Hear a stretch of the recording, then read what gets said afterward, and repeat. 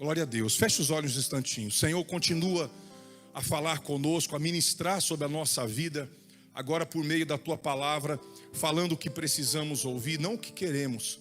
Venha nos desafiar, Senhor, para que cresçamos no Senhor a cada dia. Dai-nos humildade para receber, entendimento para compreender, pelo nome de Jesus. Amém. Amém?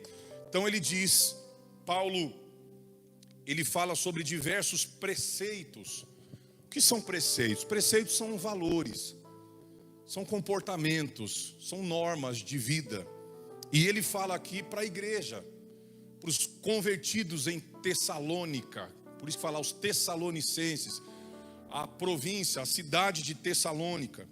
Ele fala assim: agora vos rogamos, irmãos, que acateis com apreço os que trabalham entre vós e os que vos presidem no Senhor e vos admoestam, te ensinam, te repreendem, te mostram o caminho. Versículo 13: e que os tenhais com amor, em máxima, o quê? Em máxima consideração, por causa do trabalho que realizam. Vivei em paz uns com os outros. Então a gente vai lendo e explicando. Então Paulo se dirige à igreja, ao povo de Deus, aos convertidos daquela cidade, dizendo assim: irmãos, eu peço para vocês, para que vocês acatem, para que vocês obedeçam, para que vocês tenham consideração com aqueles que trabalham no meio de vocês e que vos presidem no Senhor. Então ele não está falando aqui aqueles que trabalham entre vós.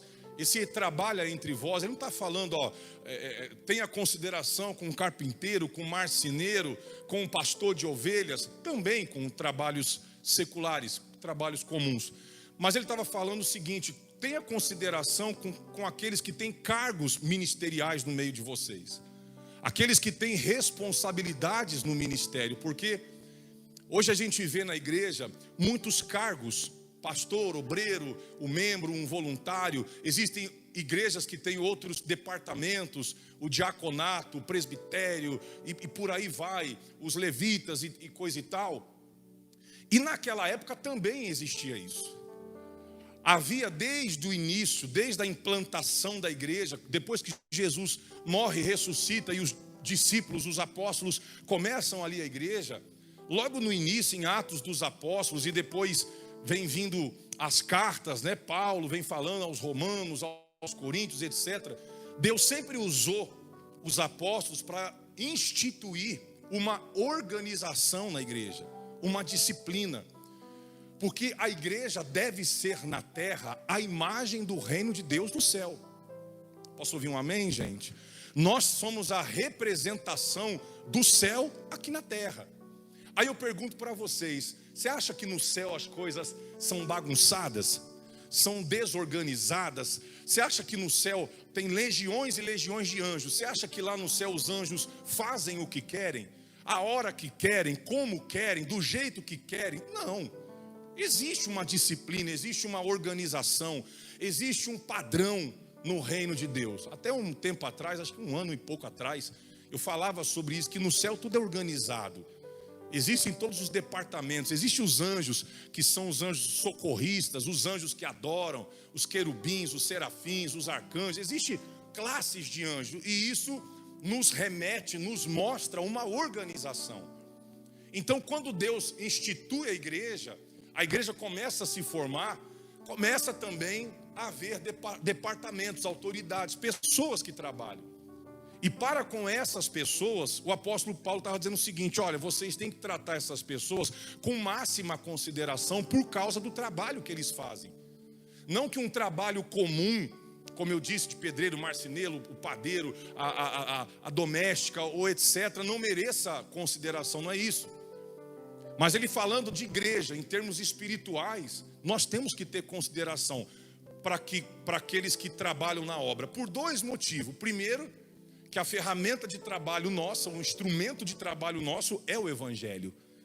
Então eu acredito que tudo merece respeito, mas o evangelho merece um respeito maior. Você concorda comigo? É uma coisa santa, é uma coisa sagrada.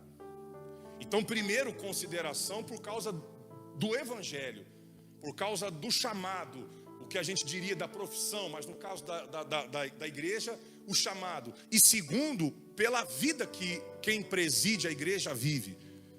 Porque, por exemplo, eu como pastor, nós como pastores, obreiros, nós que temos cargos ministeriais, você sabe que isso exige de nós um sacrifício muito maior. Não é só o sacrifício do trabalho, é o sacrifício de vida. Nós não podemos falar o que queremos falar na hora que queremos falar. A gente sabe que mesmo tendo as nossas falhas, as nossas limitações, mesmo tendo as nossas fraquezas, nós temos que fazer de tudo para guardar o evangelho. E isso não é fácil. Porque embora eu seja um homem de Deus, eu sou um homem comum também, sujeito à falha. Embora a minha esposa ou uma pastora, uma obreira, seja uma mulher de Deus, ungida de Deus, ela é uma pessoa comum também. Ela fica nervosa, ela fica irritada, ela fica triste, chateada. Às vezes ela pensa alguma besteira, pode falar alguma coisa. Nós estamos sujeitos a isso.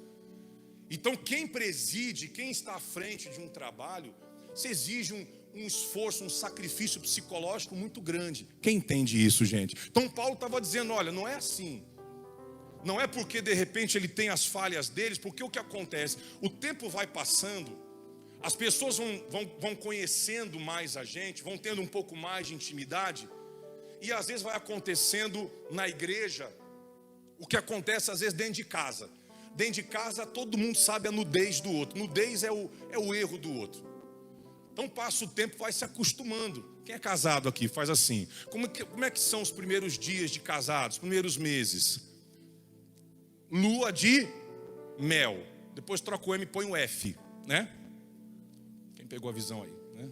O Espírito Santo já revela já logo. Depois vem o fel. A lua fica de fel, porque vem as amarguras, dificuldades. Aí muitas coisas que às vezes não apareceu no namoro, começa a aparecer no casamento. Sim ou não, gente? Vamos deixar esse assunto para lá, porque a gente está falando umas coisas tão bacanas. Esses assuntos sofridos, deixa para outra ocasião. E falar em família, sexta-feira eu tenho uma palavra para a tua família, profética, amém? Chamei desde sexta passada, vai ser muito abençoado, vai ser muito legal. Vamos sacudir, orar contra a inveja, né? Como fizemos na sexta passada.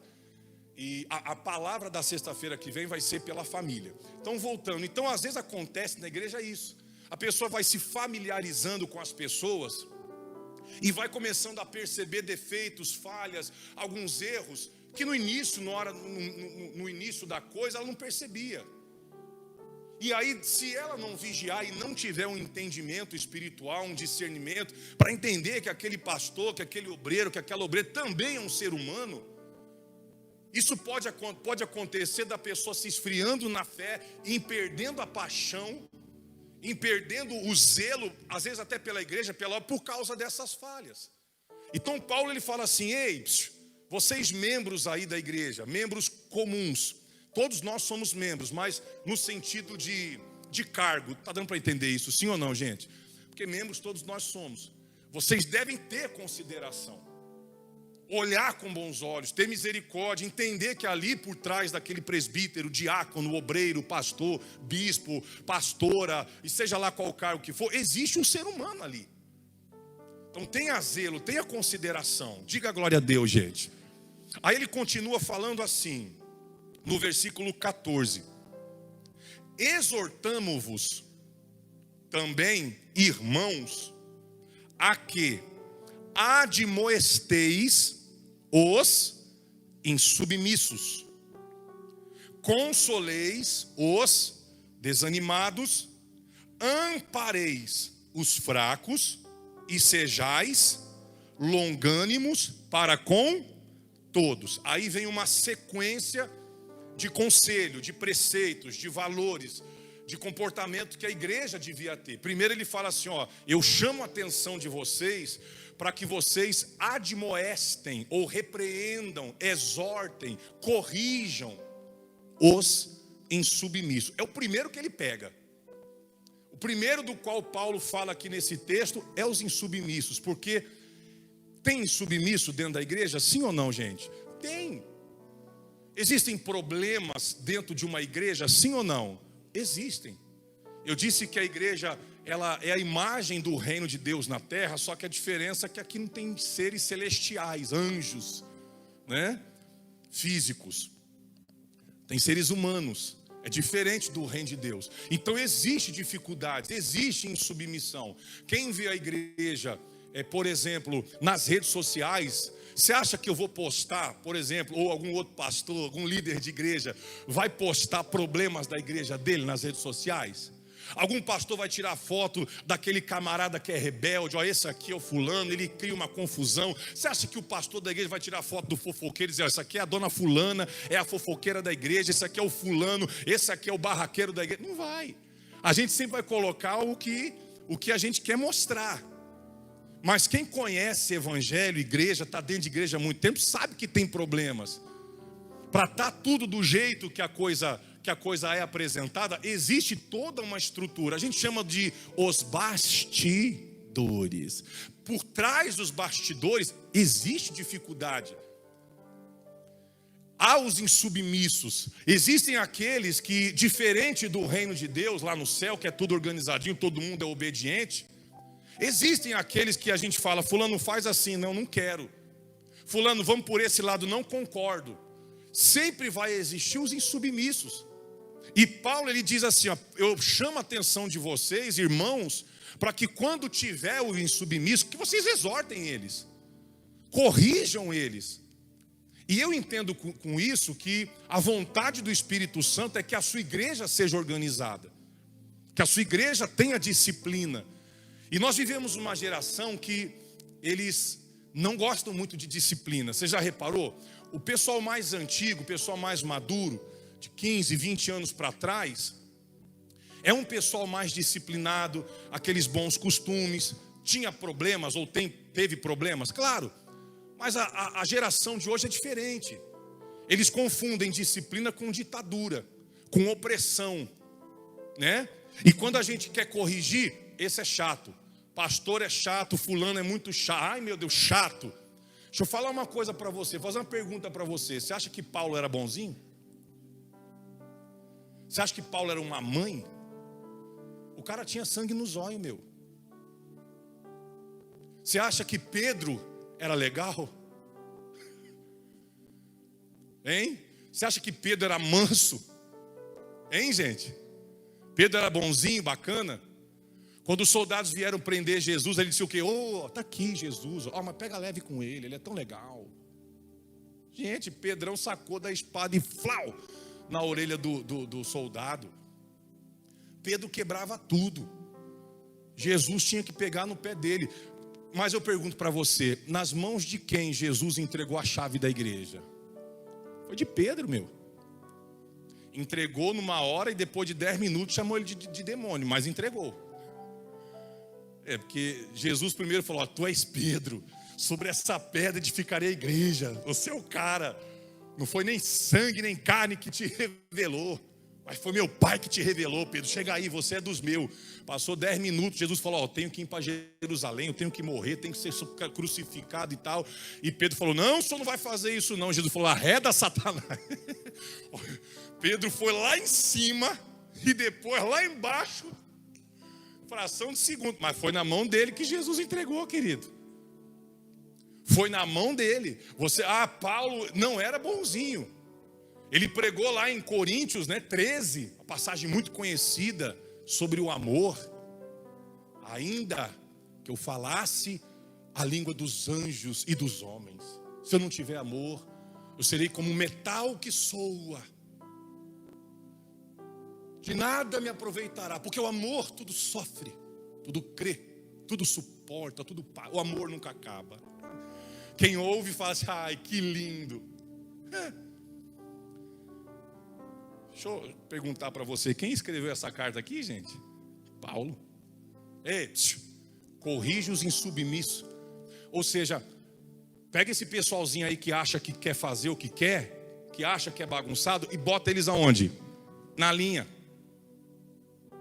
Amém? Deixa eu falar uma coisa para você, gente. Todo profeta e apóstolo é chato. Porque o evangelho não vem para massagear o nosso ego. Ele vem para nos confrontar. Ele vem para mostrar duas coisas para a gente: o quanto a gente é podre, falho, pecador. E para mostrar outra coisa: que só Jesus é salvação. É uma coisa tão interessante. Lembra quando eu falei esses dias que o mal nasce com a gente? Estava falando com a minha esposa hoje em casa. Você vê que interessante. Uma criança de 2 anos, 3 anos. Quantos aninhos ele tem? 3. Você vê, uma criança de 3 anos. A criança sabe o que é amor? A criança sente amor, sim ou não? Não, ela sente carinho. Afeta, ela beija, ela abraça, é carinhosinha. Não é assim? Mas e raiva? Fala não para ele para ver. Tira o celular deles para ver. Tira o brinquedo, bota de castigo para você ver. Eles conhecem. É uma coisa terrível. Você vê que, porque com o amor você vai crescendo e aprendendo o que é. Você vai desenvolvendo o amor, não é assim? Mas a raiva não. A raiva parece que já nasce. Parece não, já nasce com o ser humano. Então o evangelho veio para isso, para nos mostrar quem é o ser humano e que só Jesus é a salvação dele. O evangelho confronta. Então esse pessoal que anda fazendo o que quer, na hora que quer, tem muitos crentes que estão vivendo de uma forma indisciplinada. Existem crentes, por exemplo, cristãos que, sabe, eles estão se tornando pastores de si mesmo. Estão se tornando uma igreja isolada. Uma igreja monopolizada por si próprio. Ele é o seu próprio pastor. Aquele que não ouve ninguém, ele só ouve a si próprio. Ele vai na sua cabeça, ele não tem ouvidos para a ministração de ninguém. E Paulo disse: ei, corrige esses caras. Porque não pode ser bagunçado. Não é no reino de Deus e não pode ser na igreja. Quem está entendendo até aqui, gente? Não pode ser assim. Nós não podemos servir a Deus do jeito que a gente quer. Porque Deus é misericórdia, Deus é amor, Deus é compaixão, Deus é lindo, maravilhoso, lindo, lindo, lindo és, glória, glória, eu te dou, Jesus. Mas Ele é justiça, gente, Ele é disciplina, Ele é obediência, Ele é zelo, Ele é comprometimento, amém? Ele é força, Ele é firmeza. Nós não podemos confundir uma coisa com a outra. Em se tratando de igreja, de estrutura ministerial, de igreja, tem que haver organização. Repito, pastor, apóstolo, profeta Pega a história dos profetas da Bíblia. O povo tinha raiva deles, porque às vezes Deus mandava eles falarem coisas que eles não queriam ouvir. Você acha que Deus falava para os profetas, e eu falo profetas e apóstolos, porque profetas da antiga aliança e apóstolos da nova. Gente, até no meio dos crentes, os apóstolos eram odiados. Havia perseguição até dentro da própria igreja. Por quê? Porque tinha coisa que os apóstolos falavam, corrigiam, botavam ordem na casa, e tinha gente que não gostava. Você acha que os profetas, apóstolos, eles eram perseguidos, eles eram criticados somente por pessoas pagãs, idólatras ou pessoas seculares, mundanas? Não, eles eram criticados, perseguidos, injuriados dentro da igreja também, como acontece hoje. Eu não estou dizendo que a gente vai ser ferro e fogo o tempo todo. Há que se ter uma flexibilidade, uma maleabilidade, há que se ter empatia, de entender cada pessoa pensa de um jeito, tem uma opinião, tem uma cultura, tem uma educação, sim, claro. Mas não pode deixar com que a coisa descambe e vire bagunça, não é assim que funciona. Eu estava essa semana estudando um pouquinho sobre isso, falei, cara, os apóstolos, os profetas, eles eram uns caras chatos. Na maioria das, eles eram mais criticados do que aplaudidos, gente. É assim. Repito, Paulo não era bonzinho não. Pedro não era bonzinho, Tiago não era bonzinho não. João, mesmo sendo conhecido como apóstolo do amor, não era bonzinho não. Eles tinham sua firmeza, sua posição. Diga glória a Deus. Vocês estão entendendo até aqui, gente? Depois que ele fala, admoesteis os insubmissos, ele fala o que mais? Consoleis os desanimados.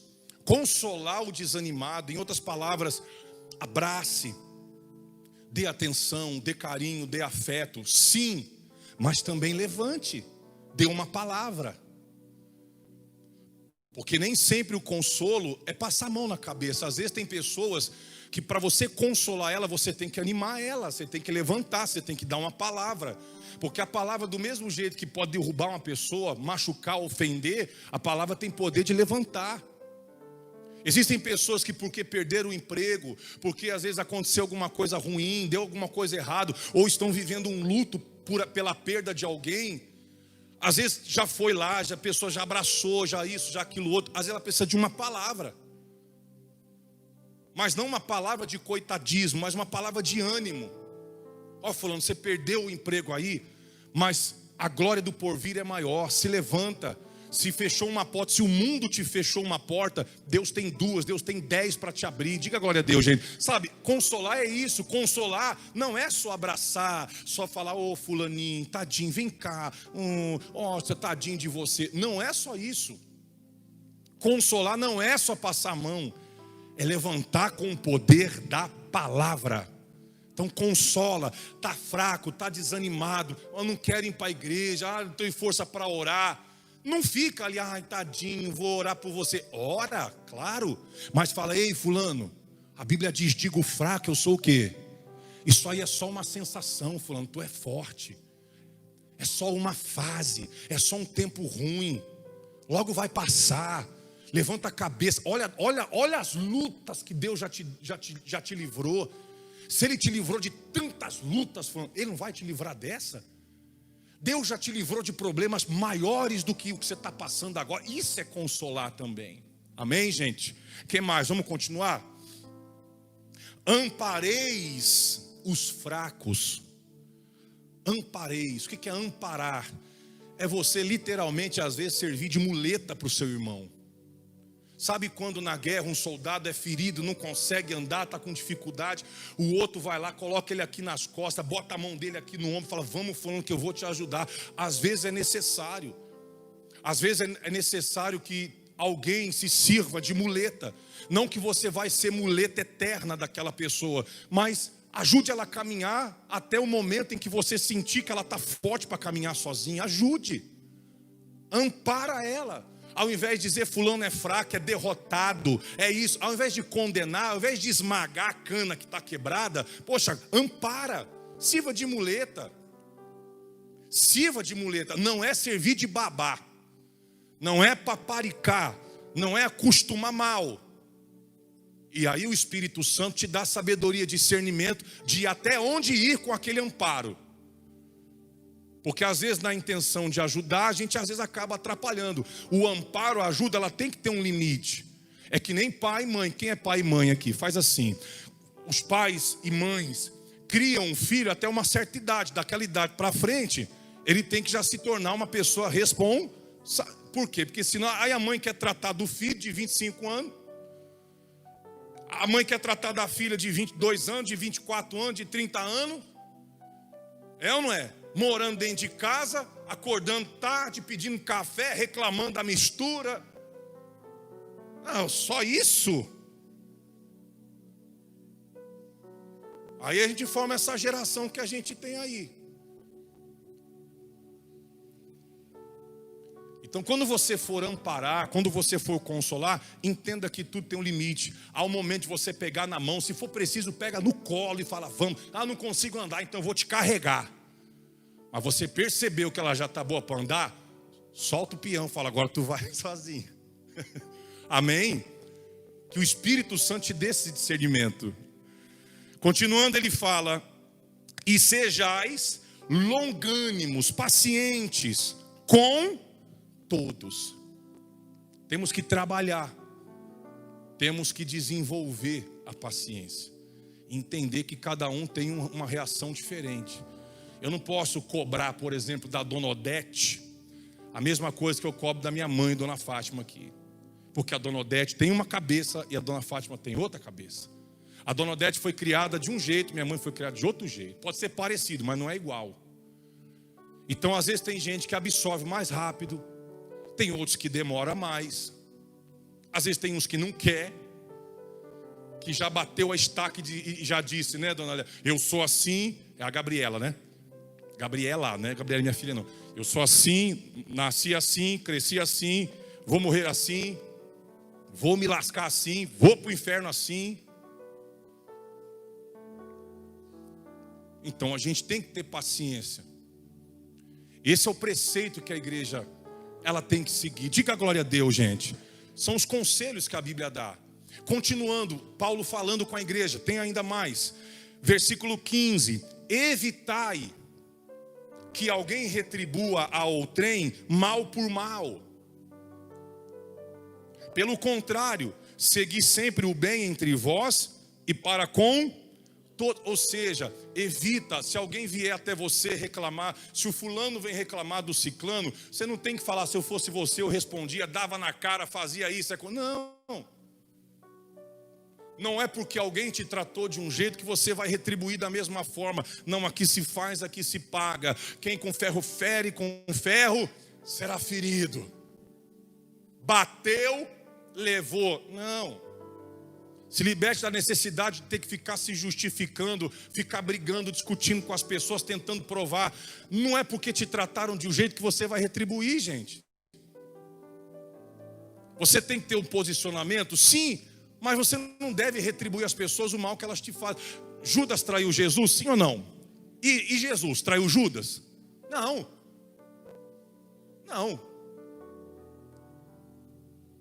Então não foi porque Judas traiu Jesus que Jesus ia agora trair Judas. Não é porque Judas agiu daquela forma com Jesus que Jesus ia agir da mesma forma.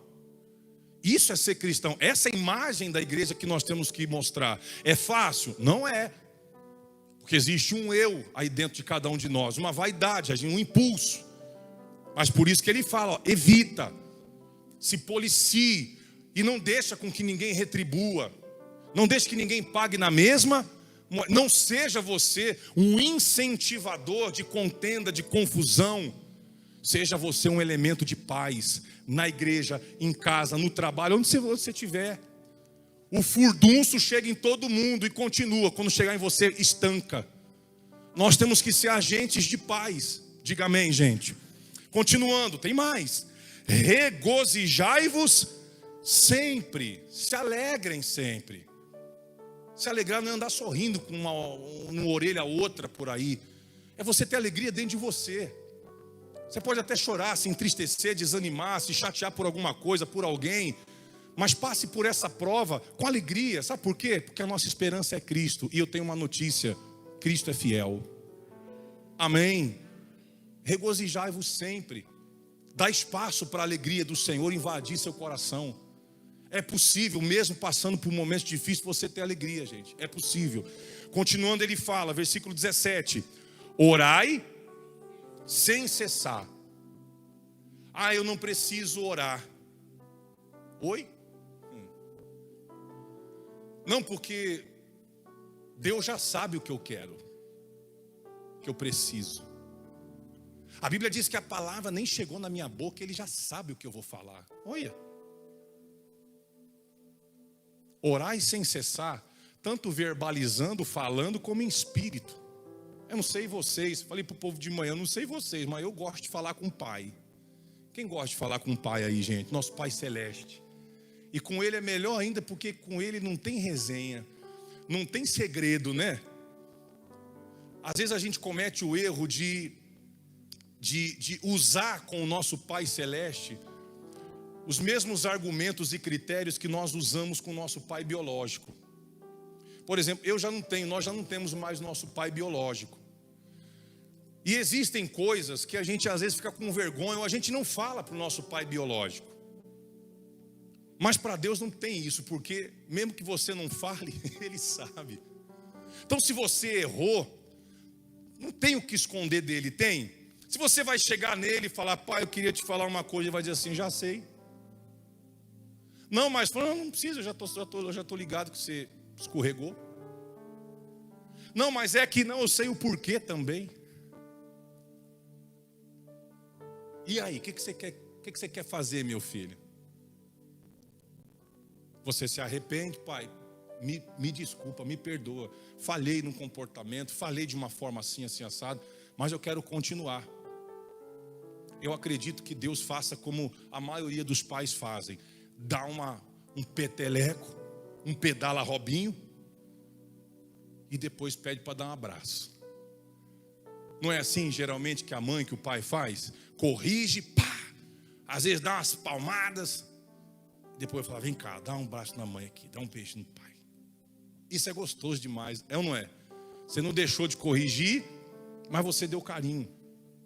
Então fale com Deus, gente. É bom falar com Deus. Conversa com Ele no seu dia a dia como uma pessoa comum. Porque diferentemente das pessoas físicas, que não pode ficar colada com você 24 horas, Ele pode, Ele está. Não só colado, mas dentro de você, Ele está com você. Diga glória a Deus. Fale com Ele, peça opinião, pergunte sobre tudo. Pergunte sobre tudo, qualquer coisa. Pergunte sobre a Bíblia, pergunte sobre o trabalho, pergunte sobre o seu relacionamento, pergunte sobre a igreja. O que você quiser saber, Ele tem resposta para tudo. Conversa. Conversa, pede uma direção, porque se tem alguém que conhece o teu futuro é Ele, consulta Ele. Orai sem cessar. O que mais? Em tudo dai graças, porque esta é a vontade de Deus em Cristo Jesus para convosco. Em tudo dai graças. Na pandemia também? Dá graças também no meio da pandemia? Sim, tudo é o quê? É o bom e o ruim, é o tudo. Em tudo dai graças. Mas dá graças a Deus pelo coronavírus, pela doença. Pastor, tem tanta gente morrendo. Ai meu Deus, como é que eu posso dar graça? Dá graça pela tua vida. Dá graças por Ele, pela graça dEle, pelo amor dEle, pela salvação dEle que te alcançou. Diga glória a Deus, gente. Dá graças pela roupa que você veste, o ar que você respira, a casa que você mora, pode ser uma mansão, pode ser um cômodo de cozinha. Dá graça pela comida, pode ser um filé mignon, pode ser um filé mingau. É ou não é? Pode ser carne de primeira, pode ser um zoião estralado. Dai graças, querido. Dai graças a Deus em tudo. Tudo. Estamos nesse momento de pandemia. Aliás, deixa eu falar uma coisa para você. Deixa eu falar uma coisa. Pode falar, gente? Ô gente, você que está em casa também me assistindo, eu falo com você de novo aí. Será que vocês não perceberam que o coronavírus foi e está sendo um dos maiores golpes que deram na humanidade? Um dos maiores golpes políticos, econômicos que deram no mundo, na humanidade, foi esse troço de corona. Mas pastor, como é que o senhor fala uma coisa dessa? 100 e poucos mil mortos. Você já pesquisou quantos mil mortos morreram até agosto de 2019? Quase a mesma coisa desse ano. E 2019 não tinha pandemia. Você não percebeu que quase a metade desses números é fake news? Não é corona? Você já não viu por aí o tanto de gente? O fulano se suicidou, amarrou uma corda no pescoço e se matou. Óbito. Corona. Teve caso que o outro foi encher o pneu do caminhão, o pneu estourou na cara dele, morreu do quê? Corona. Corona devia ser a marca do pneu, então. Não sei se tem, né? Pneus Corona. Será que você não está entendendo que é o maior golpe de todos? E lamentamos profundamente todos que morreram. Todos. Por causa realmente do corona. É um vírus, tem o seu perigo, né? Tem a sua letalidade. Mas é o maior golpe que já deram, gente. Na cidade onde começou esse troço lá na China, eles fizeram ontem, anteontem, uma festa para milhares de pessoas, todo mundo lá, sem máscara, sem nada. Aonde começou o foco do negócio? A tal da OMS, da ciência. Uma hora fala uma coisa, outra hora fala outra coisa. Vocês não perceberam, não? E tem um monte de gente que fica pendurado na televisão, ouvindo programas, ai meu Deus, desesperada, com medo. Você está com medo de quê, cara? E eu não estou pregando aqui desobediência às autoridades, porque nós obedecemos aqui. Não estou dizendo isso. Repito, lamentamos cada pessoa que partiu. Mas tu acha que quantos morreram além do corona, gente? Cadê as campanhas falando de diabetes? Cadê as campanhas da saúde falando da hipertensão, da obesidade, obesidade infantil? Cadê as campanhas falando da depressão e de tantas outras doenças? Cadê? Cadê?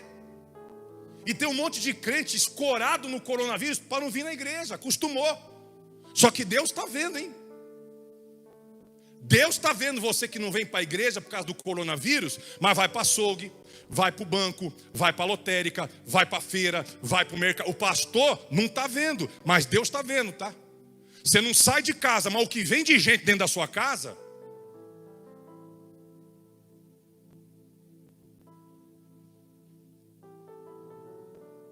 Ah, eu não vou para a rua, não tenho contato com ninguém da rua, mas os outros da rua têm contato com você. Ah, eu tenho medo da morte. Se você tem medo da morte, é que você não morreu ainda. Você precisa morrer, querido. Tu precisa morrer urgente. E logo, logo vai ter assassinato aqui na igreja. Batismo nas águas, tá? Morrer pro mundo, né? Deixa eu falar, porque pastor terrorista. Vou fazer um assassinato em massa aqui. Batismo nas águas. Diga a glória a Deus. Tem uns que eu vou deixar uns 15 minutos embaixo d'água, né? Depois o Espírito Santo, Jesus é a ressurreição e a vida. Eu peço para ressuscitar, eu tenho fé. Se não funcionar, aí já está salvo pelo menos. Mas pare de ficar se apoiando nisso. Tudo cheio por aí, a galera na rua para cima e para baixo. Tem um monte de gente que nem usa mais máscara. Agora lá na China proibiram de usar máscara. Fala que decretou que não é necessário mais usar máscara. É para usar, não é para usar. Toma cloroquina, não toma cloroquina. Aí o pessoal toma cloroquina, vem a galera e mete para cloroquina, não funciona. Aí vem o pessoal que fala assim, ó, eu tô com coronavírus, tô tomando cloroquina, passa 10 dias, 15 dias, tá curado. E aí, cara? E aí, meu? Oh! Esses políticos, cambada de sem vergonha, eles acham que a gente é trouxa ainda. A gente acordou. Vocês políticos aí, ó, que me assistem no YouTube, se tem algum. A gente acordou. Não é mais idiota, não. Não é mais bobo, não, gente. Jesus disse, conhecereis a verdade vos. Então para de se escorar no coronavírus e vem para a igreja, ó. Agora é claro que a gente respeita a posição de cada um. Eu sempre deixo isso claro. Amém? Ah, eu não quero ir não, pastor. Glória a Deus. Não estou ordenando, isso não é ordem. Porque eu fui ungido com o Espírito. A Bíblia diz que o Espírito de Deus, Deus não nos tem dado espírito de covardia. Isso é bíblico. Mas espírito do quê? De poder. Espírito de poder. Espírito de poder. Você acha que se fosse Jesus na nossa época, ele ia fazer o quê, gente? Me diz. Quando o leproso chegou para pedir a cura para Jesus, o que Jesus fez? Opa! Leproso, distanciamento social, todo mundo se afasta. Foi isso que Jesus fez? Se afasta, hashtag fica em casa, todo mundo fica em casa, porque tem um leproso aqui, sabe o que Jesus fez? Chega aí, meu. Se eu quiser, só pode me curar. Jesus falou, quero. Botou a mão nele, na lepra, na ferida e falou, fica limpo aí, meu.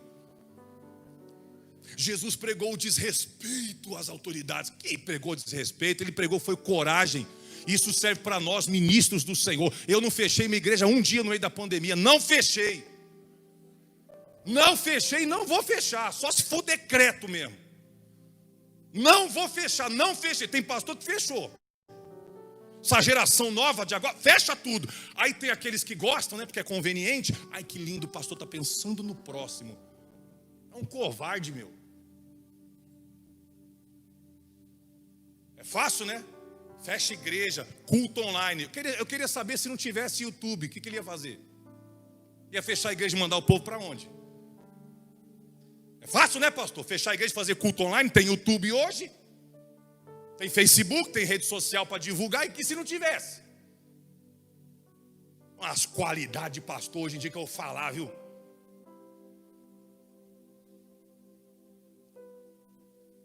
E quem gosta, aplaude. Ai, que lindo, que bonito, pensando no próximo. É a nossa geração. Rede social, querido, é para acrescentar. Ela não veio para substituir a igreja física, ela veio para somar. Amém?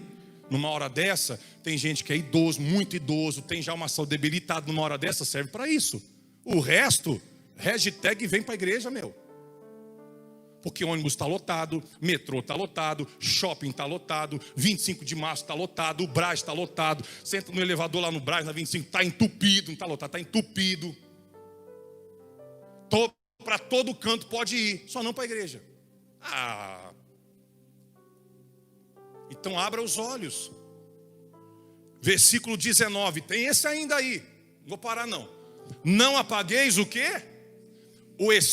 O espírito, com letra o quê, gente? Que espírito é esse aqui? É o do diabo? É o do homem? É o de Deus, é o santo de Deus. Mas o espírito pode ser apagado? Pode.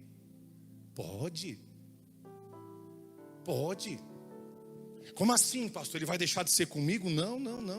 Não é ele deixar de ser com você, você está deixando de ser com ele. Não é Deus deixar de te amar, é você deixar de ter amor por ele, pelas coisas dele. O espírito pode se apagar sim. Tua comunhão pode apagar sim. Está sim de crente apagado, ó. E sempre quando o seu eu, sempre quando o espírito apaga em você, o seu eu sobressai. Pode ter certeza disso, gente. Quando o espírito de Deus está apagado em você, sua carne grita, seu orgulho vem à tona, sua vaidade aflora. São aqueles que eu falei, se tornam pastores de si mesmos, sabe? Porque Jesus, o espírito se apaga e o humano cresce. Não apagueis o espírito, querido. E como é que eu faço para não apagar? Mantendo comunhão, gente. Fazendo aquilo que ele disse daqui para cima. Orai sem cessar. Você está lendo a Bíblia, você está vindo à igreja congregando. E quem não pode vir em casa, mantendo a fé. Mantendo a chama. A Bíblia diz: sem lenha o fogo apaga. Não deixa o espírito apagar não, gente. Porque é muito triste. É triste ver uma pessoa que não conhece Jesus. Mas mais triste ainda é ver uma pessoa que já conheceu e se afastou. Porque deixou o espírito se apagar. Não deixa não, gente. É tão legal, é tão gostoso, é tão bom estar com Deus. Você tem suas fraquezas, suas falhas, seus problemas pessoais, mas, poxa, o espírito não pode apagar. Amém? Que a igreja conserve essa chama acesa. O que mais ele fala? Não desprezeis as profecias. Profecias têm a ver com coisas proféticas, coisas futuras. Não despreza as profecias. E ele fala também com relação à antiga aliança, ao Velho Testamento. A gente pode interpretar dessa maneira também. Não despreza o que está lá. Tenha consciência de que vivemos hoje uma nova dispensação, mas não despreza o que foi profetizado. Porque tem muita coisa lá atrás, no Antigo Testamento, que se cumpriu em Jesus, se cumpriu até aqui, e outras que vão se cumprir ainda. Tem profecia na Antiga Aliança que ainda está para se cumprir. E tem gente rasgando o Antigo Testamento como se não valesse de nada. Não despreza não. Aliás, o que tem de gente, a tristeza que dá de ver pessoas que outrora faziam coisas para Deus e hoje não fazem, porque entra nesse embate. Quantos aqui que dizimavam e hoje não dizima mais? Que jejuaram e hoje não jejua mais. Ai, porque é da época da lei. Tu morreu de fome, miserável, quando você jejuou? Te fez mal? Você passou fome quando você deu o dízimo? Você esqueceu quem te trouxe até aqui? Deixa de ser bobo, pô. Não, porque o fulano falou. E você segue quem? Tiago, põe para mim Provérbios 22, por favor. Depois você confere na sua Bíblia, gente. Vou ver se é isso mesmo aqui, rapidinho. 22, 29. Provérbios 22, 29. Põe aqui, por favor. Achou?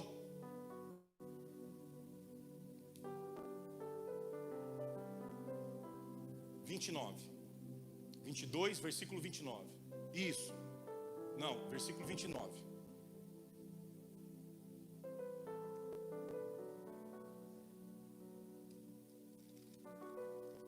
Tá certo isso aí? Tá errado, gente. Ou a Bíblia tá... Ah, tá. É um antes. Isso. É porque o 29 começa aí, ó. Na minha Bíblia está aí, não está? Tem uns que esse versículo está no 28, né? Lê aqui no telão, gente. Depois você confere. Ou está no 28 ou está no 29 na sua Bíblia. O que está escrito ali? Não removas o quê? Marcos antigos que puseram teus pais. O que é marcos? Marcos não é um nome de uma pessoa. Marcos são preceitos, princípios, valores. Não tire, não remova os marcos antigos que puseram os teus pais. Tenha consciência do que você vive hoje. Tenha consciência debaixo do que você está hoje. Então, se você orava lá atrás, eu fiz um jejum lá atrás, não é para você deixar de fazer.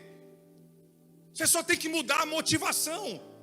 Pastor, é mesmo. Há 2, 3, 5, 10 anos lá atrás eu não conhecia a graça. Aí eu jejuava para arrumar emprego. Quem já jejuou para arrumar emprego aqui? Para libertar o filho? Faz assim, irmão. Jejuou por um propósito. Jejum é santificação, é cumprimento de lei. Era para o povo ser aceito, aquela coisa toda. Então, cara, se eu sabia que estava errado, então agora eu vou fazer um jejum do jeito certo. Eu vou separar 3, 6, 12 horas. Vou separar, vou louvar, vou adorar. Sabe, vou ofertar para Jesus. Em vez de ficar jejuando para expulsar o demônio do filho, do marido, do gado, do cachorro, eu vou jejuar para ofertar para o meu Deus.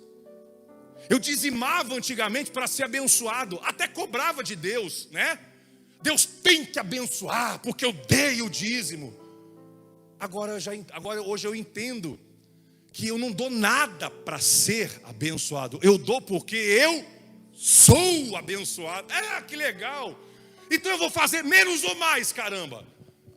Eu vou fazer mais. Mas tem gente que parece que quanto mais aprende, mais bobo fica. Menos faz, menos comprometido, menos fervoroso. Que conhecimento é esse que você tem da Bíblia que faz você ser tão fraco? Que faz você fazer menos para Deus? Que faz você ser menos para Deus? Um povo sem compromisso, que não queima, que não arde.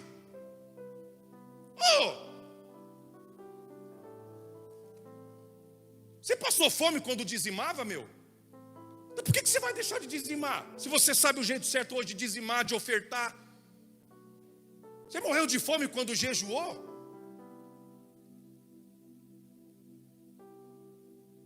A gente pega as fotos antigas da igreja. Por isso, gente,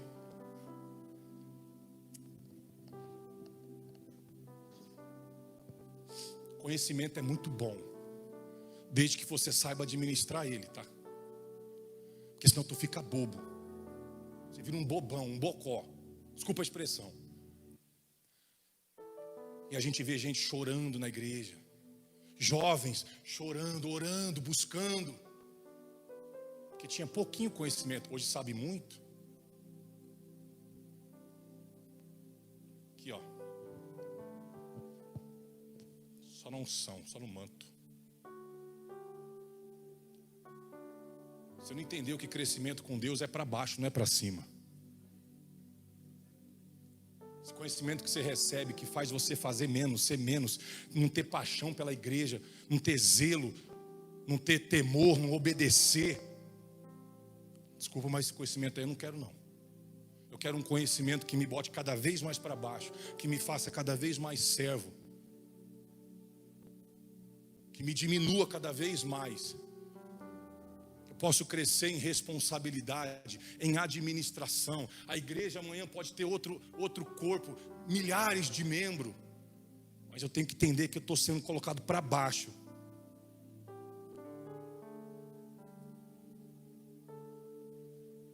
Quanto mais Jesus crescia, quanto mais fama ele tinha, mais para baixo ele ia, mais as pessoas ele servia. Ele estava a horas de ser condenado e crucificado. Ele parou tudo e falou: vou lavar teus pés. Antes da ceia, sim ou não?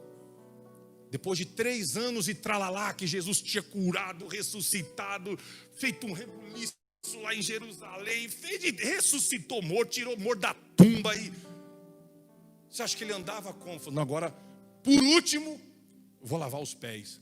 Ué, mas não era para ele ser o popstar, ter cercado de segurança? Não, ele está lá embaixo, está lavando o pé dos outros.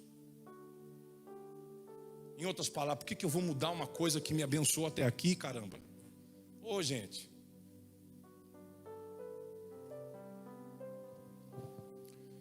Versículo 21. Essa aqui eu acho que não preciso nem explicar. Julgai todas as coisas. Lê para mim o resto. Retende, que é bom. Abstende-vos de toda forma de mal. Ouça tudo, analisa tudo e retém o que é bom. E o que é mal? Joga fora. Isso serve para alguém, mas para mim não serve. Tem coisas que não servem para você, querido. Não saia do caminho que Deus trilhou para você desde o início. Você não percebeu que foi esse caminho que Ele traçou para você, que te trouxe até aqui? Você vai querer sair dele por quê? Não saia, só aperfeiçoe. Amém? Não saia, só aperfeiçoe, só corrige rotas. Corrige algumas rotas. Só poda algumas folhas que você vê que, sabe, estão enfraquecendo ali a árvore. Poda, mas não saia do caminho. Hoje você já é mais conhecedor, hoje você já sabe como é que funcionam as coisas. Mas não saia do caminho que Deus trilhou para você, gente. Não abandona aquilo que te trouxe até aqui. Não abandona. Não abandona. Então que o Espírito Santo, em nome de Jesus, traga temor ao nosso coração. Que sejamos obedientes, reverentes. Amém? Que sejamos ministrados pelo Espírito Santo e por quem o Espírito Santo quiser usar para nos ministrar. Que tenhamos esse entendimento, esse equilíbrio das coisas, para que a gente não se perca, para que a gente não saia surfando uma onda que não é para nós. Entende o que eu quero dizer, sim ou não? Não remova os marcos antigos, não abre a mão daquilo que te trouxe até aqui, daquilo que te abençoou. Apenas corrija, apenas, como é que eu disse? Apenas se molde, apenas se adapte ao novo que Deus está trazendo, ao novo conhecimento. Diga a glória a Deus, gente. Quarta-feira, eu tenho uma palavra muito de Deus para te dar. Eu queria falar, mas eu não vou falar, porque se eu começar a falar, não vai dar certo. Vai misturar com o que eu já falei, ou você vai sair daqui e vai talvez pesquisar algo que não tem a ver com aquilo que eu quero falar para você. Então eu vou guardar para quarta-feira. Mas eu quero falar de uma coisa chamada Evangelho. Quarta-feira agora, à noite, tem culto de manhã, e eu vou estar aqui à noite falando sobre isso. Você que é obreiro, você que é da igreja, você que é voluntário, eu queria que vocês lessem isso daqui de novo e falassem: Senhor, se tem alguma coisa que o pastor Wesley não falou, fala aí comigo, Senhor. Mostra alguma coisa dentro daquilo que foi pregado. Se o Senhor quer falar mais alguma coisa no secreto, no particular, o Senhor quer me pegar, o Senhor quer tratar comigo diretamente, eu vou ler essa passagem antes de dormir, Senhor. Mostra para mim, pode sacudir, puxar minha orelha. O Pai corrige quem ama. E se sinta privilegiado, honrado por Deus estar te corrigindo. Amém? Põe a mão no seu coração, sentado mesmo, antes de aplaudir, de cantar música ou de fazer qualquer outra coisa. Respire fundo onde você está. Pense no que Deus te disse nessa noite sobre sermos disciplinados, obedientes, fervorosos. sobre não retribuir ninguém mal por mal, sobre regozijar-se sempre, sobre orar sem cessar, sobre dar graças em tudo, sobre não apagar o espírito, sobre não desprezar as profecias, abandonar os marcos antigos, sobre julgar as coisas e reter só o que é bom e o que é mal lançar fora. Ó Espírito Santo, tem misericórdia, Senhor, de cada um de nós. Tem compaixão, Senhor, porque queremos ser uma igreja que exale o teu bom perfume, em amor, em misericórdia, sim, mas em obediência, em disciplina também, Senhor. Corrija-nos, ó Deus, corrija-nos, pela tua graça e pelo teu amor, eu te peço, em nome de Jesus. E quem recebe essa palavra de todo o coração, diga amém, Jesus, e amém. Agora sim, aplauda o nome dele. Louvado seja o nome de Jesus, o Deus eterno,